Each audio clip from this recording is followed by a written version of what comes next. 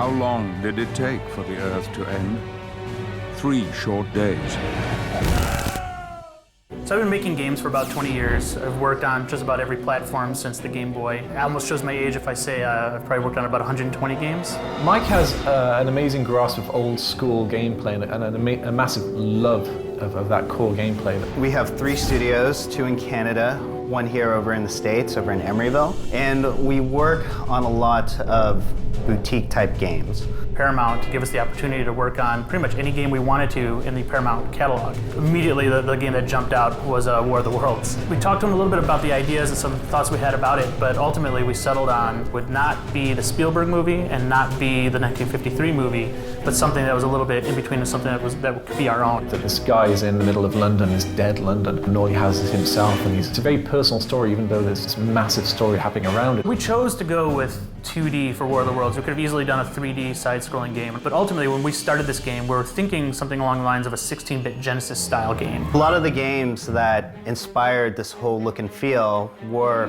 flashback, out of this world, the really classic Prince of Persia. These are adventure games. One of the best things about those games was you would learn from your mistake. You die often. If you get shot, you're dead. There's no health bar, there's no standardized power-up system or anything like that. This is more realistic. And because of that, the game is really difficult, and we as gamers appreciate that. When we set out to do War of the Worlds, we knew we would have to put it in a more modern sense, and the best person to do that was this author we had heard about and read about.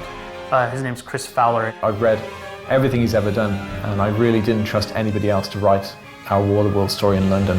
When Paramount came to me and asked me if I'd like to write a script for the game, they said they wanted to recapture everything that made the book great, which is brilliant for a writer because how often do you get a chance to work on something like this? I've been very fortunate to have Chris Hulsbeck as our music composer on the game.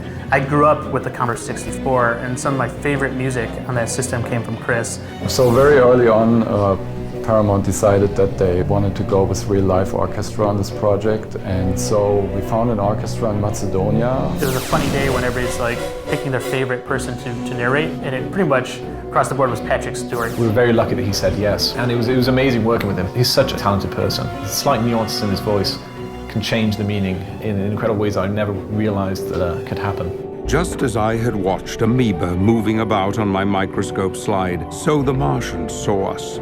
My favorite part about War of the Worlds has actually been watching the visual style come together. The first hour of this game, the way we take you from a guy on a train and put him into the middle of hell on earth. I couldn't be happier with the way it looks and feels and the colors we've chosen for the game. But even more so than that is watching people actually play the game and identify that as one of the most distinguishing things about War of the Worlds.